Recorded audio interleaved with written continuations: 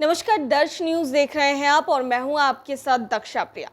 तो supreme court की तरफ से नियोजित शिक्षकों के लिए एक बड़ा फैसला आया है। सुप्रीम कोर्ट ने कहा है कि या तो शिक्षक सक्षमता परीक्षा दे या फिर चले जाए। अब ऐसे में बात करने के लिए हमारे साथ अखिल भारतीय शैक्षिक संघ के संयुक्त राष्ट्रीय सचिव मौजूद हैं।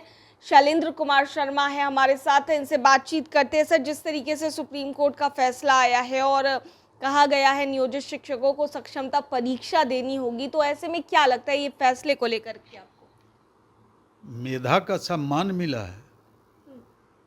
आज जितने भी शिक्षक मेधावी हैं, अगर उनके मेधा का प्रदर्शन करवाना चाहती है सरकार और उनकी परीक्षा लेना चाहती है तो वो खरे उतरे हैं। 1,87,000 शिक्षक जो अभी पास आउट हुए हैं सक्षमता में, क्या वो मेधावी नहीं हैं क्या? इसके पूर्व भी बीपीएससी में बिहार में जितने भी नियोजित शिक्षक थे उसमें अपीयर हुए। लगभग 1 लाख शिक्षक उसमें भी अपनी मेधा का प्रदर्शन किया और उत्तीर्णता हासिल की। यह तो बहुत बड़ी उपलब्धि है बिहार के शिक्षकों की, और यह मेधा झलकता है इसमें। और इसमें वही लोग जो हैं सक्षमता परीक्षा का विरोध कर रहे हैं, वही कुकुरमुत्ते संघ के लोग हैं जो कलेक्शन कर रहे हैं, जो उगाही का केंद्र बिंदु बनाए हुए हैं और जो सक्षम नहीं हैं। शिक्षक के नाम पर कलंक हैं वो लोग।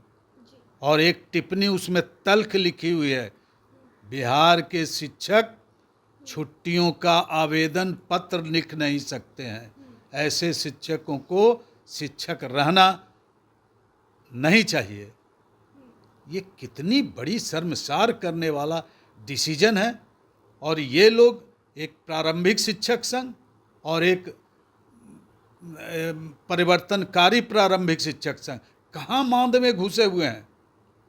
के पाठक की शिकायत, सरकार की शिकायत, बड़े बड़े संघों की शिकायत, आम शिक्षकों की शिकायत, जो अच्छे शिक्षक हैं, प्रधानाध्यापक हैं, उनकी शिकायत करना और बदले में तुरंत कोर्ट का दरवाजा खटखटाना, एक दूसरे पर सिर्फ आरोप प्रत्यारोप लगाना, क्या यही शिक्षकों का दायित्व है क्या? राष्ट्र निर्माता हैं, राष्ट्र के प्रहरी हैं, भविष्य निर्माता हैं, और ऐसे जो पॉकेट की संस्था बनाकर संविधान के साथ खिलवाड़ करने का काम कर रहे हैं, इसकी जितनी निंदा की जाए कम होगी। अच्छा, लेकिन कई लोग ऐसा कह रहे हैं सर कि एक बड़ा झटका लगा है शिक्षकों को, इस तरह का फैसला नहीं आना चाहिए था सुप्रीम कोर्ट की तरफ से, शिक्षकों के पक्ष में फैसला नहीं आया है। शिक्षकों के पक्ष में आया है और दक्ष शिक्षकों के पक्ष में आया है, जो सही शिक्षक है। ऐसे में निंदा करना बिल्कुल गलत होगा। और शिक्षक जो 73,000 फोलियो नहीं मिल रहा है, जो शिक्षा मित्र हैं, जो पिछले दरवाजे से शिक्षक के नाम पर और शिक्षा देने के नाम पर घुस आए हैं, बैकडोर से, मुखिया के द्वारा, पंचायत स्तर पर, अपने सगे संबंधियों के द्वारा, पैसों के बल पर, और अच्छे अच्छे जो शिक्षक थे, मेरिटोरियस थे, मेधा के आधार पर उनका पलायन हो गया, उनको छांट दिया गया। यह बहुत बड़ी साजिश है। और मैं तो चाह रहा था कि सुप्रीम कोर्ट एक और निर्णय दे दे कि इसकी जांच सीबीआई से हो, ईडी से हो, और उस वक्त के जितने लोग हैं उनकी जांच कराई जाए, तब इसका और फैसला होता। और अभी तो फैसला शिक्षकों के पक्ष में, मेधावी शिक्षकों के पक्ष में आया है, उनके मान सम्मान के लिए आया है। और सरकार इस निर्णय का स्वागत किया है और मेरा संघ भी स्वागत करता है। जी, ठीक है सर, लेकिन एक और चर्चा हो रही है स्कूलों के टाइमिंग को लेकर। जिस तरीके से बदलाव हुआ है, 9 से 4 स्कूलों के टाइमिंग में बदलाव हुआ है, इसको लेकर के काफ़ी ज़्यादा चर्चा हो रही है, आपको क्या लगता है? अभी तो कल भी और परसों भी बिहार सरकार के एस सिद्धार्थ ने स्पष्ट किया है कि एनटीई के नॉर्म से हमने 45 घंटा वीक में जो प्रावधान है उसी का हमने ये किया है। और 9 बजे से 3 बजे तक चलेगा, और 3 बजे से 4 बजे तक जो कमज़ोर बच्चे हैं, जो पढ़ने में बहुत कमज़ोर हैं और जिनके पास आर्थिक स्थिति संपन्नता नहीं है, वैसे छात्र को आप 1 घंटा 3 बजे से 4 बजे तक आप क्लास लीजिए और उनको मेधावी बनाइए। ऐसी चर्चा नहीं है। जब एंटी नॉर्म्स के अनुसार जब संचालन करने की व्यवस्था हो रही है तो विरोध नहीं होना चाहिए। अगर उससे इतर कार्य लिया जा रहा है, गैर शैक्षणिक कार्य लिया जा रहा है, या आपको उससे अधिक समय लिया जा रहा है, तो उसका प्रतिकार होना चाहिए। और मेरे जैसा व्यक्ति और मेरा संघ विरोध करेगा अगर एनटीई के नॉर्म से अगर इतर होगा। मैं भी अध्ययन कर रहा हूँ और इस पर मैंने पत्राचार भी किया है धर्मेंद्र प्रधान जी से कि शिक्षकों को अगर 45 घंटे लिया जाता है तो शनिवार को क्यों हाफ डे क्यों नहीं होता है। आज से पुरानी जो ये परंपराएं थी उसका पालन होना चाहिए। शिक्षक बंधुआ मजदूर नहीं हैं और कि शिक्षकों को आप लगातार क्लास लेते रहिए। उनके भी परिवार हैं, उनके भी रहन सहन हैं, उनके भी अन्य कार्यकलाप हैं, उनकी भी सामाजिकता है, उनकी भी बहुत सारी पारिवारिक स्थिति है, उसका भी देख रेख होना चाहिए।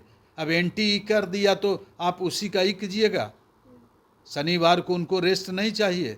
उनको भी कपड़े लत्ते हैं, उनके भी बच्चे हैं, उनका भी घर परिवार है, उनका भी आवास है, उसकी भी देख रेख करनी है। तो सैटरडे संडे को छुट्टी कीजिए। उत्तर प्रदेश में यह लागू होने जा रहा है। और उसके बदले जो आपने गर्मी छुट्टियों में इधर उधर किया है उसको मिलना चाहिए। उसके लिए ईंधन होना चाहिए। 45 दिनों का छुट्टी होना चाहिए। आपने गर्मियों में परीक्षा का संचालन किया है, आप गर्मियों में उनसे वर्ग संचालन करवाया है, गर्मियों में उनसे आपने गैर शैक्षणिक कार्य चुनाव कार्य लिया है, उसके बदले उनको क्या मिला? आप इस पर विचार कीजिए। शिक्षक हैं, समाज के आधार हैं और वैसी स्थिति में इस पर भी विचार करना चाहिए। और प्रशासनिक दृष्टिकोण से जो पूरे जिले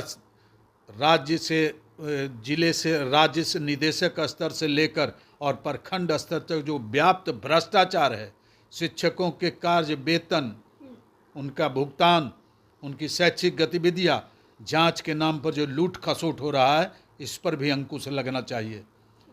और शिक्षकों के ऊपर जो सरकार के पदाधिकारियों की मनमानी चल रही है, इसका भी विरोध होना चाहिए और इसकी भी जांच होनी चाहिए। शिक्षक को प्रताड़ित करना, शोषण करना बंद करवाने की चेष्टा होनी चाहिए।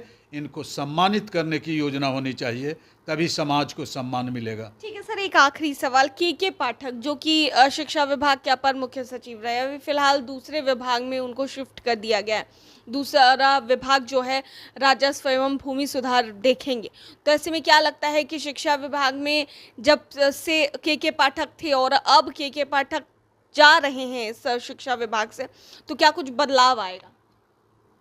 बदलाव तो एक प्रक्रिया के तहत आएगा, एक संवैधानिक पहल के तहत आएगा। संवैधानिक प्रक्रिया है, उसी संविधान के तहत चाहे पाठक जी हों, सिद्धार्थ जी हों, नीतीश जी हों, शिक्षा मंत्री सुनील जी हों या कोई हो, माननीय दोनों उप मुख्यमंत्री हों, डबल इंजन की सरकार हो या सिंगल इंजन की सरकार हो, ये जो परंपरा चली आ रही है और ये जो शिक्षकों पर जो आरोप प्रत्यारोप और उनके मान सम्मान के खिलाफ जो बातें हो रही है, यह नहीं होनी चाहिए। और उन्होंने जो शिक्षकों के साथ जो किया था उसका परिणाम स्वयं भुगत रहे हैं। और एस सिद्धार्थ महोदय उस वही प्रक्रिया अपना रहे हैं, लेकिन उनके प्रक्रियाओं का संचालन दूसरे तरीके से हो रहा है। इसलिए शिक्षकों को चाहिए कि सारी गतिविधियों को देखें।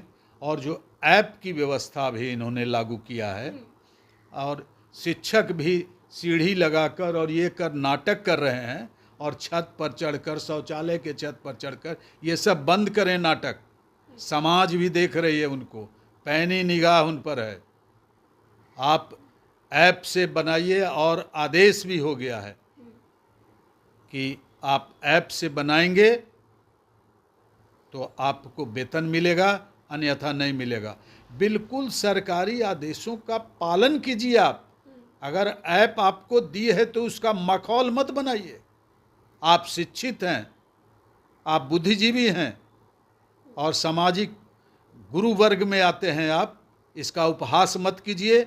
आप ही उपहास के पात्र बनिएगा और व्हाट्सएप वीर मत बनिए। और आप शिक्षक हैं, आपको प्रतिष्ठा मिलेगी, मिल रही है और भविष्य में भी मिलेगी, अन्यथा आप सामाजिकता के शिकार हो जाएंगे। बहुत बहुत धन्यवाद सर। तो अखिल भारतीय शैक्षिक संघ के राष्ट्रीय संयुक्त सचिव शैलेंद्र के शर्मा हमारे साथियों से बातचीत कर रहे थे और जिस तरीके से सुप्रीम कोर्ट का फैसला आया है उसको लेकर क्या कुछ कहते नजर आए हैं साफ तौर से आपने सुना। कैमरा पर्सन ऋतिक के साथ मैं दक्षा प्रिया, दर्श न्यूज़, पटना।